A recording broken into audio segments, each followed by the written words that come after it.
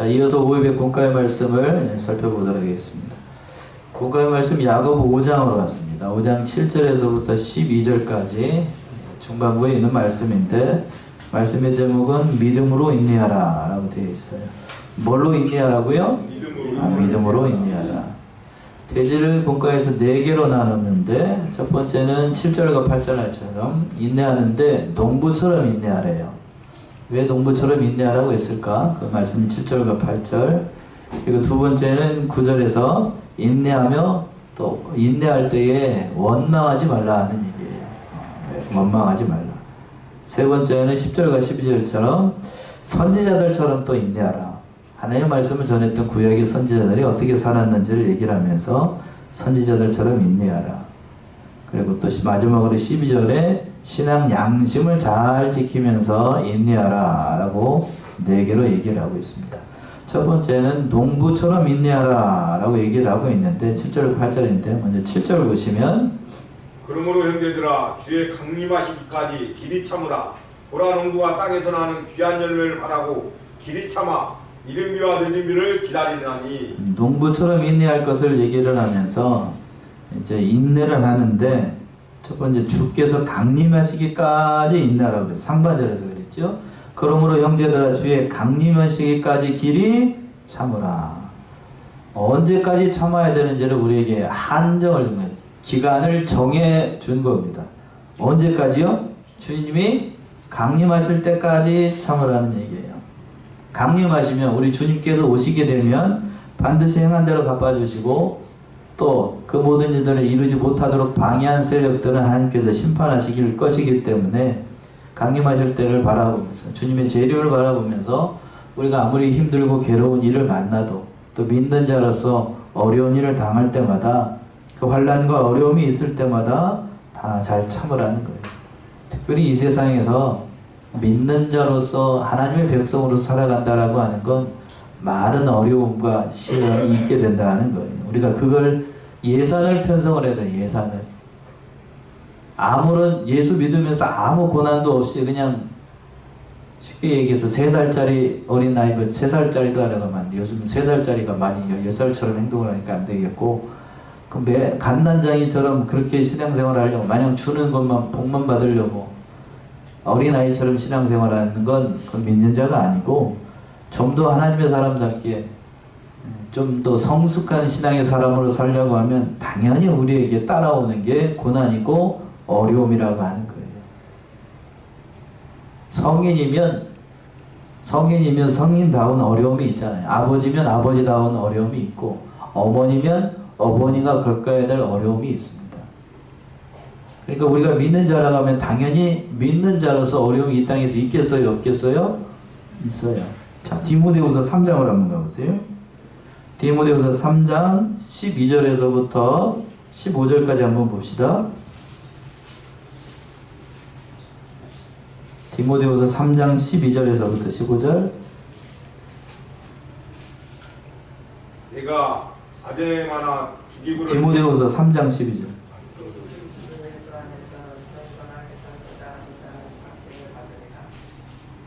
15절까지.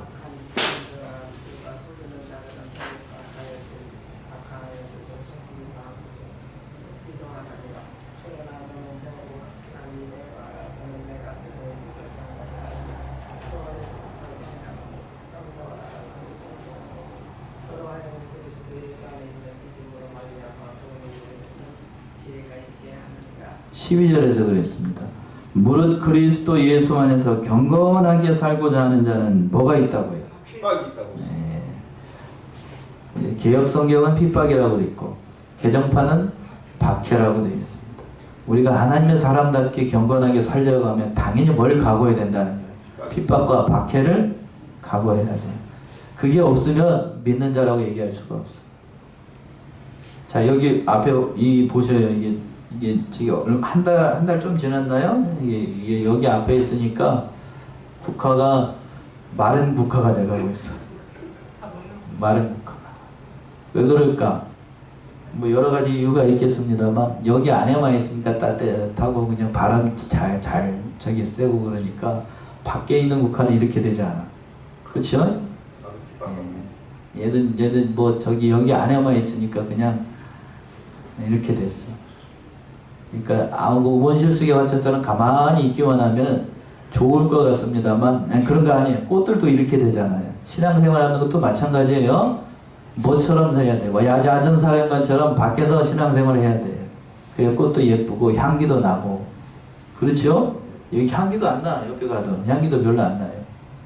근데 밖에서 하는 건 여기 이제 우리 감나무 밑에 국화가 쫙 있었는데 한 달이 모여 그렇게 심어냈는데 옆에 지나가게 되면 향기가 그냥 확 올라오고 그리고 또 뭐가 많이 오는가 하면 벌이 많이 와. 늦가을에 벌이 다 알아요. 다 알아. 우리도 마찬가지예요. 믿음 생활할 때 온실 속의 화치처럼 그냥 가만히 있으면 아무런 발전이 없어요. 향기도 안 나고 옆에 벌도 안 날아와요. 사람이 알아본다니까요. 근데 마찬가지예요. 우리도 그럼 피폐하게 입고 박해를 받을 줄 알고 신앙생활을 해야지 어려움 없이 그냥 아무 어려움 없이 그냥 되는 건 그건 사람이 만들어지지 않고 얻은 거기 때문에 오래가지도 않아요. 오래가지도 않아요. 이 사실을 깨달아야 돼요. 그러니까 어려움 근데 어려움 당하는데 부당하게 어려움 당해. 그걸 다른 데서는 애매히 당하는 고난이라고 얘기를 했는데 믿는 일을 하기 때문에 애매히 고난 당할 수 있어요. 근데 그걸 잘 참으면 주님께서 오실 때 마땅히 뭘로 갚아주신다고 그랬냐? 상급으로 갚아주신다고 그랬잖아요. 그러니까 그걸 바라보라는 얘기예요. 길이 참으라고 그랬어요. 근데 그 예를 들어서 설명을 하길 그 하반절에 있는 것처럼 길이 참으라 보라 농부가 땅에서 나는 귀한 열매를 바라고 길이 참아 이른 비와 늦은 비를 기다리나니. 자, 우리가 이제 겨울에 있지만 이제 봄철에 대해서 땅에 열매를 심고 가을에 공식을 거두기 위해서는 농부가 쌀을 심어놓고 뭐를 기다리는 것처럼 할 일 다 했으면 이제 하나님의 뜻에 맡기고 이른 비와 늦은 비를 기다려서 결실을 때를 기다리면서 다 잘 가꾸는 것처럼 우리의 신앙도 농부처럼 자기 일에 최선을 다하고 그리고 하나님의 때를 기다려야 된다는 얘기예요. 사람으로서 해야 될 일을 마땅히 해야 됩니다. 아무것도 안 하고 복 받기를 바란다라고 하는 건 어느 목사님은 그렇게 얘기해서 불로축복이라고. 무슨 축복이야? 불로축복. 여러분 불로축복 좋아하십니까? 아무 일을 안 하고 축복받는 거. 거저 갖는 거. 공짜로 갖는 거. 공짜 좋아하면 어디가 벗겨진대요? 뭐 그렇다고 합니다만 그건 모르겠고 하나님께서 행한 대로 갚아주신다고 그랬어요. 모든 일에 행한 대로 갚아주시는데 농부가 봄철에 씨를 뿌리지 않고 가을에 거두려고 하면 그 거둬져요? 안 거둬져요? 안 심어 밭에 아무것도 안 심었는데 가을에 잘 되면 당연히 뭐가 나겠죠. 결실이 있겠지 하면 그건 당연히 없는 게 당연한 거죠. 우리도 여러분들 한번 생각해보세요. 봄철에 심지 않았는데 가을에 거둘 것이 있다. 그럼 잘못된 거잖아요. 잘못된 거잖아요. 역시 하나님의 일이나 세상 일이나 하나님의 일이나 무슨 일인지 다 마찬가지예요. 우리가 하나님 앞에 순종하는 바도 뭐 아무것도 행한 것이 없는데 복 받기를 바란다라고 하는 건 봄에 뭐를 심지 않고 씨를 뿌리지 않고 가꾸지 않고 가을에 얻으려고 하는 거하고 똑같은 거예요.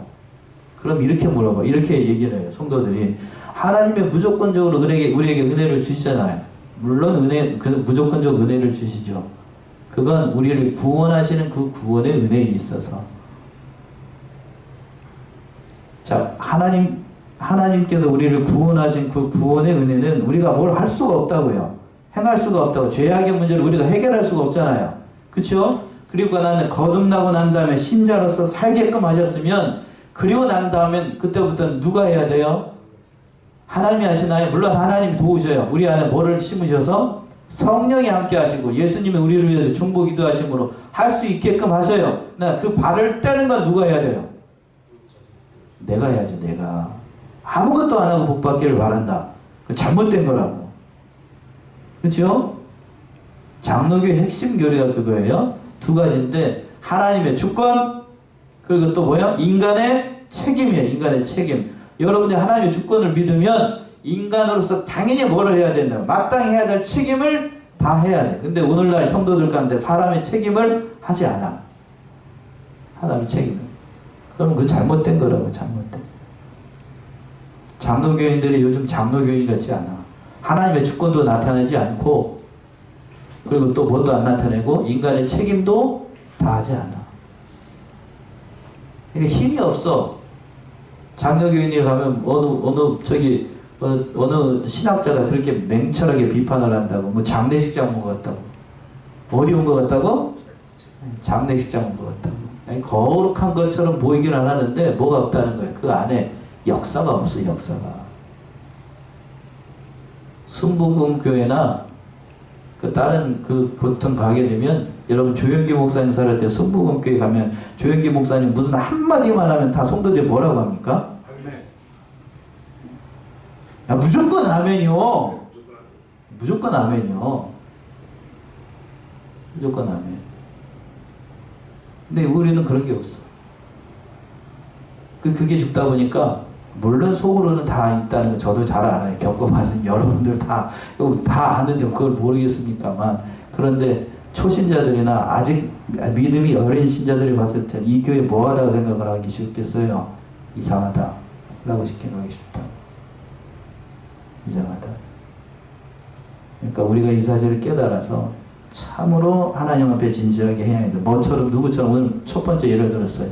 농부처럼 최선을 다해서 하고, 또 하나님의 때를 기다려야 돼. 그 때라고 하는 건 이른 비와 늦은 비를 기다려요. 근데 여기서 우리가 아는 것처럼 이른 비와 늦은 비는 우리가 생각하는 그 이른 비하고 늦은 비하고는 반대 개념입니다. 그러니까 이스라엘 사회에는 지중해 기후예요. 여러분이 지도 보시게 되면 이 지중해 바닷가 기후라서 이른 비는 11월 달에 내리는 비예요. 10월 달 말에서 11월 달.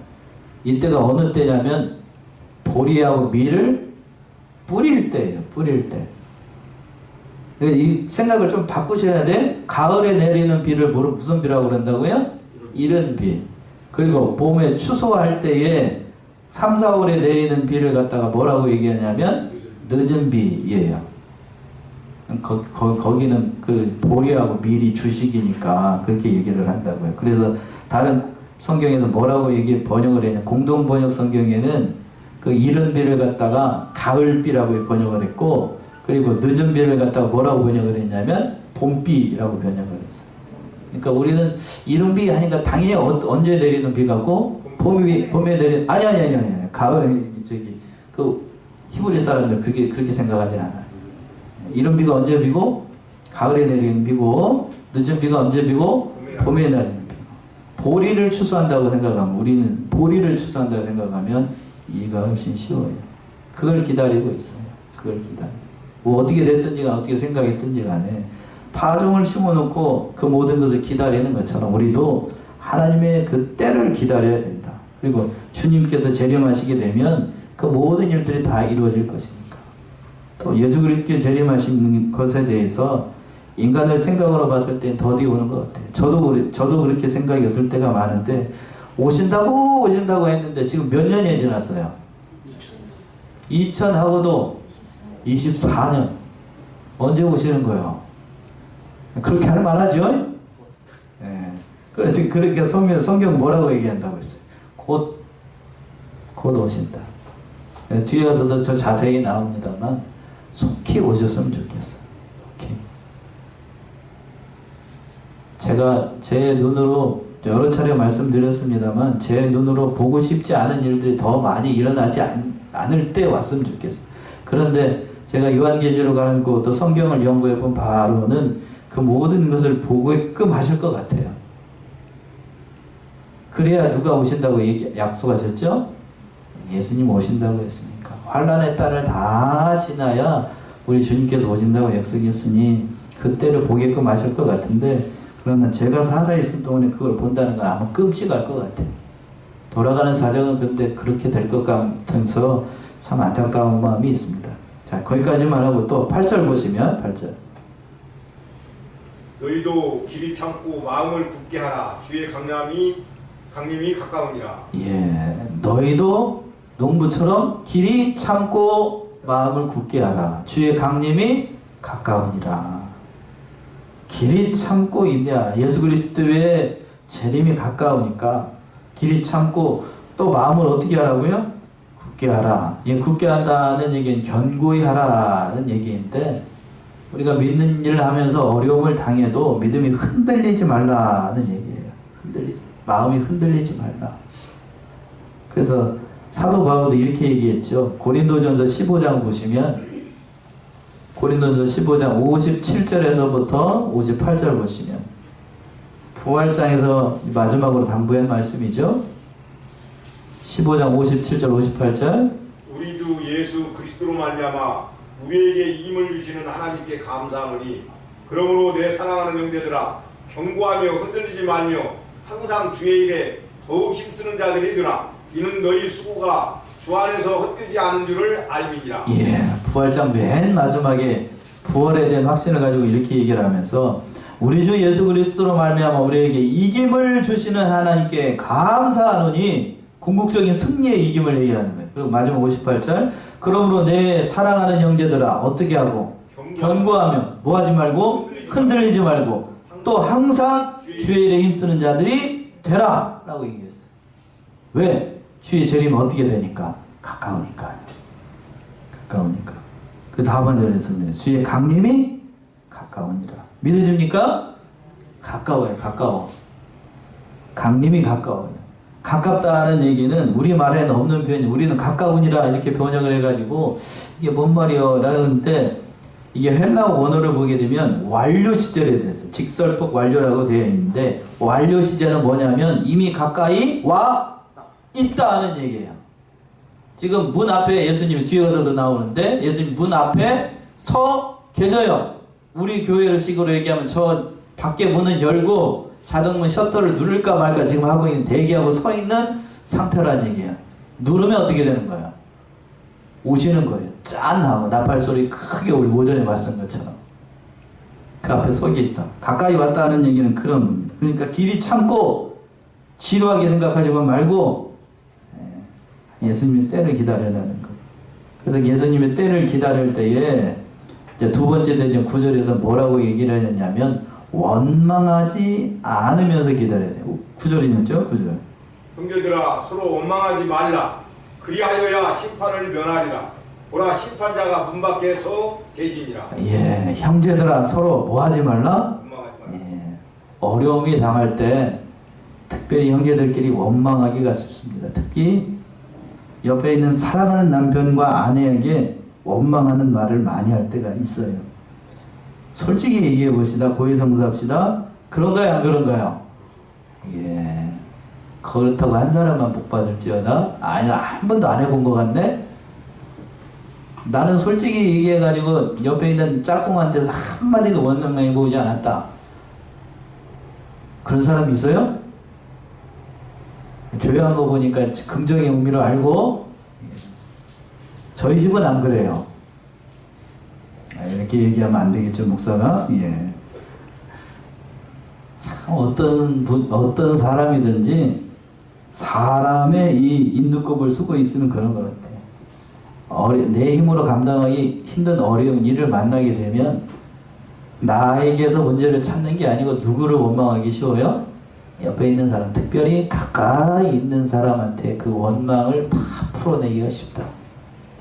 근데 오늘 야곱은 뭐라고 얘기를 합니까? 형제들아, 서로 뭐 하지 말라? 원망하지 말라. 원망하는데 그 앞에 말이 있죠. 어떻게 원망하지 말래요? 서로. 이거 원망은 나만 원망하는 게 아니고 너도 역시 마찬가지라는 얘기예요. 너도 서로 원망하지 말라. 서로 투덜거리지 말고, 서로 뭐 하지 말고, 무슨 일이 생기면 서로 원망하기가 딱 좋은데 원망하지 말래요. 그래서 천주교에서 그런 얘기가 있었지요. 힘들하게 어려운 일이 만나고 내 힘으로 감당하는 일이 만나면 누구 탓이라고요? 내 탓이다. 내 탓이다. 그 운동 자체는 참 좋은 것 같아요. 자, 사도 바울도 역시 그랬어요. 고린도전서 10장으로 가시면 10장 10절에서부터 11절 보시면 원망하면 망해요. 고린도전서 10장 10절에서부터 11절. 저희 중에 어떤 이들이 원망하다가 멸망시키는 자에게 멸망하였나니 너희는 저희와 같이 원망하지 말라. 저희에게 당한 이런 일이 거울이 되고 또한 말세를 만난 우리의 경계로 기록하였느니라. 예, 이스라엘 백성들이 광야에서 40년 동안 유리방황하면서 죽음을 맞이했었던 그 한 가지 이유가 누구를 원망하다가, 하나님을 원망하다가, 모세를 원망하다가 결국 그 거기서 다 죽었어요. 그 죄 가운데 가는 원망죄라고 하는 거죠. 믿는 자는 이런 죄에 빠지면 안 돼. 그것이 우리에게 경계로 기록되어 있다는 거예요.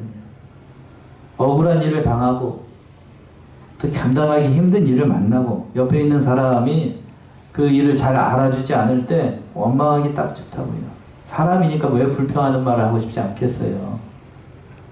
힘들고 괴로운데. 그러나 그 모든 현실을 뛰어넘어야 믿는 자라고요. 시험에 들어올 때 원망하는 일이 생길 때에 이병규 목사님 강의에서는 4가지로 기록되어 있던, 여러분 꿈가에도 그렇게 되어 있어요.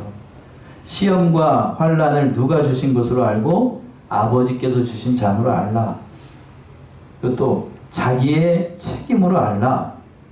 그리고 나를 만들어서 복 주시려고, 은혜를 주시려고 하는 것으로 알고, 그리고 마지막으로 잘 참고 견디면 원망하지 않을 수 있다. 그렇게 얘기했어요. 맞나요? 예. 다시 한번 볼까요? 그 시험과 환난을 누가 주신 줄로? 하나님이 주신 줄로. 그리고 두 번째는 그것이 자기의 책임인 줄 알고, 자기가 책임지려는 자세를 가지고. 세 번째는 나를 만들어서 결국 뭘 주시려고? 복 주시려는 것으로 알고. 마지막으로 4번째, 잘 참고 견디라. 이렇게 하면 원망하지 않는데. 예, 목사님 가르침이 딱 맞는 것 같아요. 만약 우리에게 이런 고난이 닥칠 때마다 이렇게 있다는 사실, 이런 일이 있다는 사실을 알고 원망하지 않아야 되겠습니다. 그 하반절에서 그랬습니다.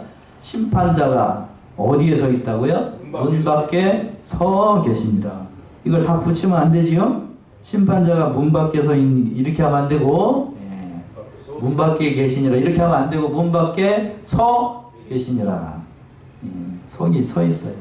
예수님이 문 밖에 이렇게 서 계신다고. 서 계신다는 것은 심판의 주님을 생경을 하고 심판의 긴박함, 곧 일어날 일이라는 사실을 보여주는 거예요. 예수님이 서 계신다는 사실을 우리가 잊으면 안 되겠습니다. 세 번째는 10절과 11절에 있는 것처럼 선지자들처럼 인내하라 라고 얘기를 하고 있어요. 10절 보시면, 형제들아, 주의 이름으로 말한 선지자들로 고난과 오래 참음의 본을 삼으라. 예, 형제들아, 주의 이름으로 말한 선지자들로 고난과 오래 참음의 본을 삼으라. 선지자들 고난과 오래 참음의 본을 삼으래요. 구약시대의 선지자의 삶이라고 하는 건 우리가 현대, 저도 여기에 보면 참 부끄러운 얘기입니다만, 우리 성도들이 선지자, 구약시대의 선지자들의 삶을 봐도 참 이렇게 하나님의 일을 감당을 하면 나라면 감당을 할 수 있을까 싶을 정도로 오직 주님을 위해서 충성했다는 것을 알 수 있어요. 대표적인 선지자가 바로 엘리야죠. 엘리야. 그리고 또 그 제자였던 엘리사, 그리고 또 예레미야, 그리고 이사야. 예레미야는 별명이 눈물의 선지자라고 얘기해요. 눈물의 선지자. 결혼도 하지 않았어요.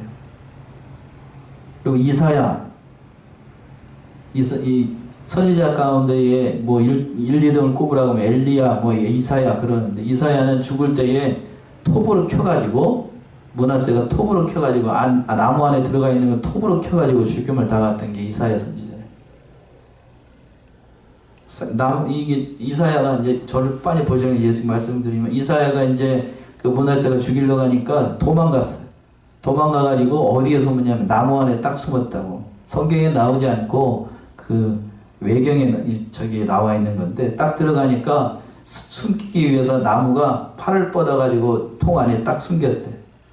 그런데 이제 병사들이 와가지고 이제 그 나무 안에 들어가 있는 이사야 어떻게 하지 못하니까 뭐라고 그랬냐, 왕이 뿌리채 뽑아오라고. 뿌리채 뽑아와가지고 가운데를 자르라고. 가운데를 자르라고. 가운데를 자르니까 사람이 살겠어요, 죽겠어요? 근데 죽지요. 죽으면서 그 므낫세에게 마지막으로 유언을 했다고 하는데, 성경에는 없는 얘기니까 확인할 수 없지만 그렇게 죽었다. 또 아모스도 마찬가지고, 또 특별히 다니엘과 3명의 친구들 얼마나 모진 인생을 살았어요. 그 선지자 그렇게 살라고 그러면 현대 크리스찬들 그렇게 살라고 하면 몇이나 믿음 변치 않고 살아갈 수 있을까 싶어요. 그런데 예수님도 산상수훈의 말씀에서 주의 이름으로 핍박을 받는 그 자체가 복이라고 얘기했습니다.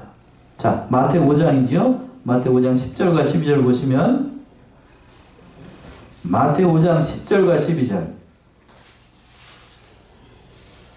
의를 위하여 핍박을 받은 자는 복이 있나니 천국이 저희 것임이라. 나를 인하여 너희를 욕하고 핍박하고 거짓으로 너희를 거스려 모든 악한 말을 할 때에는 너희에게 복이 있나니 기뻐하고 즐거워하라. 하늘에서 너희의 상이 큼이라. 너희 전에 있던 선지자들을 이같이 핍박하였느니라. 예, 팔복 가운데 하나입니다.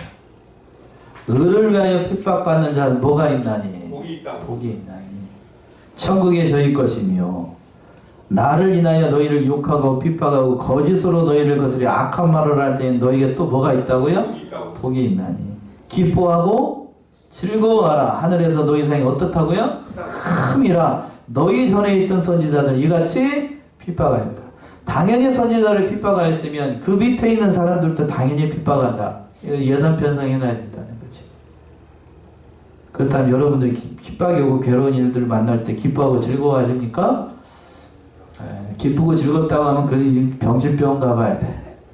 우리의 실력으로는 기쁘고 즐겁지 않아. 내 힘으로 감당할 수 없고 성령이 충만해야만 기쁘고 감사하죠. 성령이 충만함을 받아서 이겨나가라는 말씀을 하고 있는 겁니다. 그러면서 앞에서는 선지자 예를 들었는데 11절에서는 또 욥의 예를 들어서 설명을 합니다. 11절 보시면, 보라, 인내하는 자를 우리가 복되다 하나니 너희가 욥의 인내를 들었고 주께서 주신 결말을 보았거니와 주는 가장 자비하시고 긍휼히 여기시는 자시니라. 예, 11절 말씀이 참 우리에게 많은 것을 생각하게끔 할 것 같아.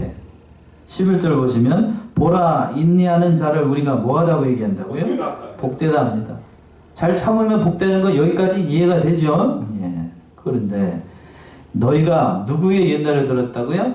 욥의 인내를 들었고 주께서 주신 그 결말을 보았거니와 주는 자비하시고 긍휼히 여기신 자다. 욥의 인내를 들었다. 야고보가 구약 선지자 예를 들면서 인내의 가장 대표적인 인물로 욥을 들고 있는 거예요. 욥. 자, 우리가 간단히 말씀드리면 욥은 하루아침에 자기의 전 재산을 다 잃습니다. 예? 그렇죠? 욥 1장에서. 또 자녀들도 다 죽어요. 또 자기 몸은 머리끝에서 정수리까지 다 병들고, 그걸 옆에서 보다 못한 아내가 하나님을 저주하고 어떻게 하라? 죽으라 그러고, 옆에 있는 친구들도 와가지고 뭐 저기 시험 뭐 좋은 말을 하는 게 아니고 옆에서 다 시험을 해. 가히 인간으로는 견디기 힘든 고난을 당합니다. 자, 한번 한 거 되면 찾아볼까요? 욥기 2장을 한번 가봅시다. 욥의 아내가 욥더러 뭐라고 얘기를 했을까? 욥기 2장 9절 10절 9절과 10절. 그 아내가 그에게 이르되 당신이 그래도 자기의 순전을 굳게 지키느뇨 하나님을 욕하고 죽으라. 그가 이르되 그대의 말이 어리석은 여자 중 하나의 말 같도다. 우리가 하나님께 복을 받았은즉 재앙도 받지 아니하겠느뇨 하고 이 모든 일에 욥이 입술로 범죄치 아니하니라. 예, 참 앞에 1장부터 2장 8절까지 내용이 욥이 당했던 환난을 쫙 제가 말씀드렸던 거, 자녀들이 죽고 재산이 다 하고 자기 몸은 머리털부터 발끝까지 그냥 저기 나가지고 그냥 기와장으로 득득 긁고 있었어요. 그 모습을 옆에서 아내가 보고 뭐라고 얘기냐면 9절이죠. 그 아내가 그에게 이르되 당신이 그래도 자기의 뭐를 지켜? 이 순전을 다른 말로 믿음이에요. 믿음을 굳게 지키느뇨. 차라리 하나님을 욕하고 우리말은 점잖게 죽으라 라고 되어 있습니다. 여러분들이 이런 지경이 되면 옆에서 아내가 그렇게 얘기를 할 거예요. 차라리 뭐하라? 예, 그렇게 얘기할 거야. 아니라고 할 사람 없을걸요? 아니라고 할 사람 없을 거예요. 여러분도 욥이 아내였다. 남편한테 뭐라고 얘기를 할래요? 욥이 아내처럼 난 얘기를 할 것이다. 아니다. 남편을 격려해 줄 것이다. 여자분들 한번 얘기해 보세요. 목사님 솔직하게 저는 욕할 것 같아요. 목사님 그래도 저는 남편 편들래요. 어느 쪽 1번, 2번? 1번. 예? 1번. 따라 말 안 하시는 분은 뭐요? 예? 1번 욕할 것이다. 아니면 그래도 남편 옆에서 저기 할 것이다. 3번 안 당해봐서 모르겠다. 어느 쪽이에요? 3번이죠? 안 당해봐서 모르겠다. 당하면 알 수가 없어요. 근데 믿기지 않는 말씀이 10절이죠. 그 이 모든 일에 욥이 입술로 뭐 하지 않았다?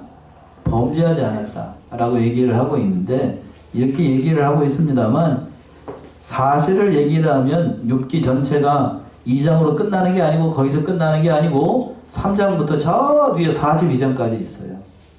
신학 논쟁인데, 그 뒤에 이제 욥의 3명의 친구들과 신학적으로 논쟁을 하면서 자기의 순전을 다 믿음을 잘 지키면서 거기 안에서 욥이 하나님도 저주하고 자신의 부끄러운 모습도 다 드러내고, 왜 하나님께서 나를 이렇게 하셨으니까 원망도 하고 불평도 하고 막 입에 담지 못할 말들도 많이 해요.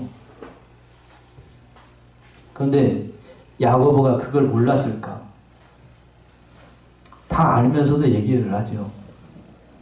사람이라는 성경에서 우리가 성경을 볼 때 사람은 흠이 있다 없다? 있다. 그러나 하나님은 그 흠을 보지 않고 결국 그 인생 마지막에 뭘 지키느냐를 봐요. 예?